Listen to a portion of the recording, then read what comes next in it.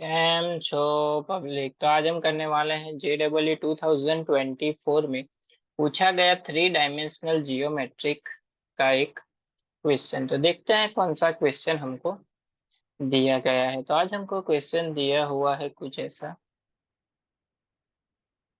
If the mirror image of a point, एक point हमको दिया गया है P हमको दिया गया है 3, 4 एंड 9 इन द लाइन।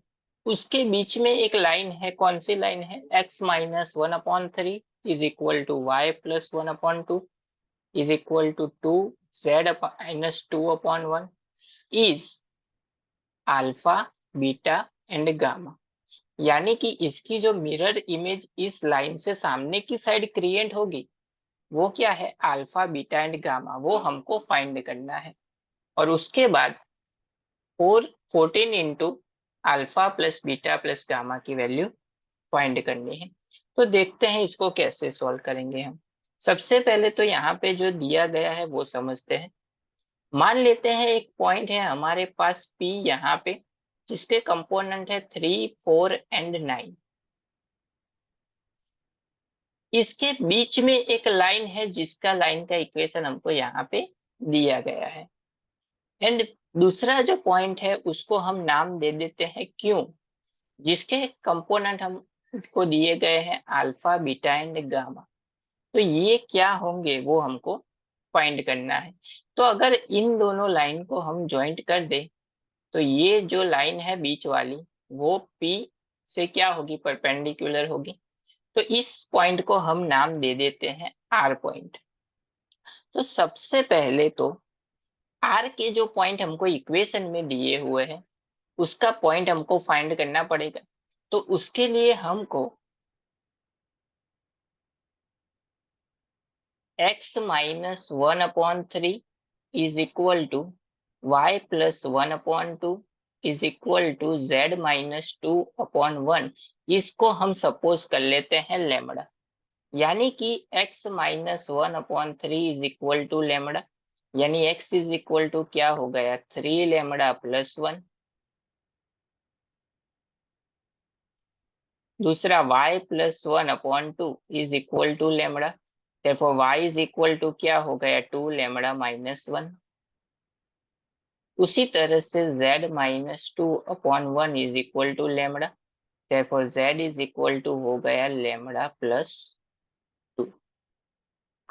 यानी कि इस लाइन के r पे जो कंपोनेंट है वो क्या होंगे? 3 lambda plus 1, 2 lambda minus 1, lambda plus 2। वो हमने फाइंड कर लिया, लेकिन हमको फाइंड करनी पड़ेगी यहाँ पे लेमड़ा की वैल्यू। तो वो जो लेमड़ा की वैल्यू है वो कैसे फाइंड करेंगे हम? यहाँ पे देखिए P जो है वो R लाइन से क्या है? परपेंडिकुलर है। यानी कि इन दोनों का ये क्या है? डायरेक्शन रेशियो हो जाएगा। यानी कि पी आर हमको फाइंड करना पड़ेगा। पी आर इंटू, अगर हम इसके जो ये फर्स्ट वाले है वो ए के कंपोनेंट है, सेकंड वाले बी के कंपोनेंट है, बी के कंपोनेंट के साथ 3, 2, 1 के साथ मल्टीप्लाई करेंगे तो उसका आंसर क्या मिलेगा? यानी कि P R into B is equal to हमको मिलेगा 0। तो सबसे पहले पी आर हमको फाइंड करना पड़ेगा। तो पी आर हम फाइंड कर लेते हैं। पी आर क्या होगा? यानी कि आर के कंपोनेंट माइनस पी के कंपोनेंट, यानी कि 3 lambda plus 1 minus 3, 2 lambda minus 1 minus 4, lambda plus 2 minus 9। क्या हो जाएगा?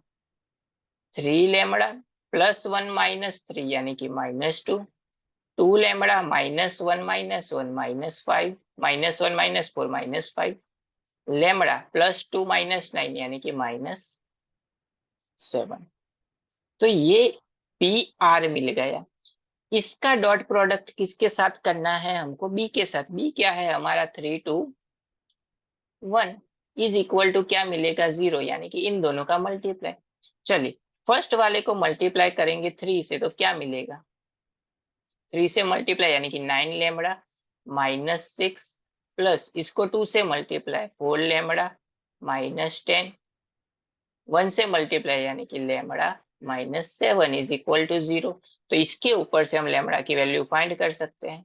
9 लेमड़ा 4 लेमड़ा 13 लेमड़ा प्लस 1 यानी कि 14 lambda, 6 10 16 16 minus 7 23 is equal to 0। Therefore lambda हमको क्या मिल जाएगा, 23/14। तो ये जो लेमड़ा मिला उसकी वैल्यू यहाँ पे रख देंगे तो आर का पॉइंट हमको मिल जाएगा। चलिए, तो आर हमारा था 3 lambda plus 1, 2 lambda minus 1, lambda plus 2। Lambda की जगह पे वैल्यू 23/14 यानी कि आर के कंपोनेंट हो जाएंगे 3 into 23/14 plus 1, 2 into 23/14 plus minus 10 minus 1, 23/14 plus 2। Simplify कर देते हैं, 3 से मल्टीप्लाई यानी कि 69/14 प्लस 1, 46/14 माइनस 1, 23/14 प्लस 2। एलसीएम ले लेते हैं तीनों का, तो आर इज इक्वल टू क्या हो जाएगा, 69 प्लस 14/14, 46 माइनस 14/14, 23 प्लस 14 इंटू 2 यानी कि 28/14, यानी कि आर मिल जाएगा। इन दोनों का सम करेंगे तो हमको मिलेगा 83/14, 32/14 एंड 51/14, यानी कि आर के तीनों कंपोनेंट हमको मिल गए। लेकिन यहाँ पे आप फिगर में देख सकते हैं कि P एंड Q के एग्जैक्टली बीच में क्या है, R है, क्योंकि मिरर इमेज है, मिरर है। जितना डिस्टेंस P से R का होगा उसी डिस्टेंस पे क्या होगा, R से Q होगा। यानी कि इसका मतलब ये हुआ कि R जो है वो हमारा क्या है, मिड पॉइंट है। तो हमको मिड पॉइंट की वैल्यू पता है, तो मिड पॉइंट की फॉर्मूला लगा सकते हैं। मिड पॉइंट की फॉर्मूला क्या है, मिड पॉइंट की फॉर्मूला है हमारे पास x1 plus x2 by 2, y1 plus y2 by 2, z1 plus z2 by 2। Mid point हमको यहाँ पे पता है क्या है, 83/14, 83/14, 32/14 एंड 51/14। x1 की वैल्यू हमको पता है, x1 की वैल्यू क्या है, ये रही 3 4 एंड 9, x1 y1 z1, यानी कि यहाँ पे पुट कर देंगे, यानी कि 3x2 y2 एंड z2 क्या हो जाएगा, अल्फा बीटा एंड गामा, यानी कि 3 plus alpha by 2, 4 plus beta by 2 and 9 plus gamma by 2। तो इन दोनों को x को कंपोनेंट को कंपेयर करो, y के करो और z के करो, तो क्या हो जाएगा, 83/14 is equal to 3 plus alpha by 2।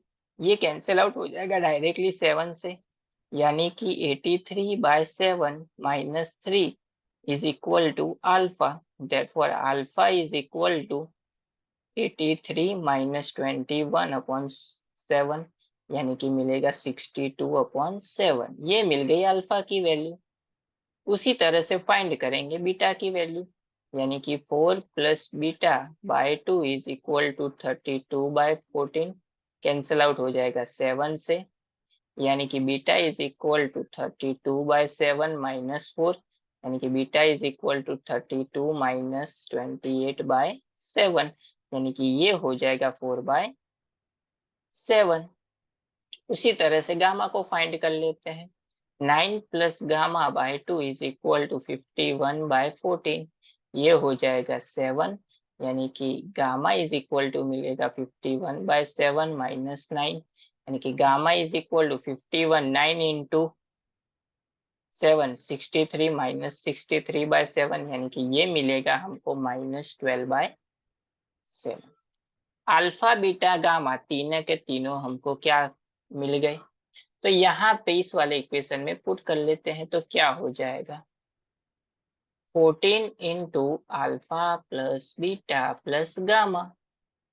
चलिए 14 अल्फा क्या है 62 बाय 7 प्लस बीटा है हमारा 4 बाय 7, गामा है -12 बाय 7, एलसीएम तो सेम ही है, यानी कि 14 62 प्लस 4 यानी कि 66 माइनस 12 क्या मिलेगा 54 अपॉन 7, कैंसिल आउट हो जाएगा 2 से, बचा क्या 54 इंटू 2 क्या मिलेगा 108, यानी कि हमारा जो फाइनल आंसर है वो क्या हो गया यहाँ पे थर्ड नंबर का हो गया हमारा राइट ऑप्शन जो हमको क्वेश्चन में पूछा गया था।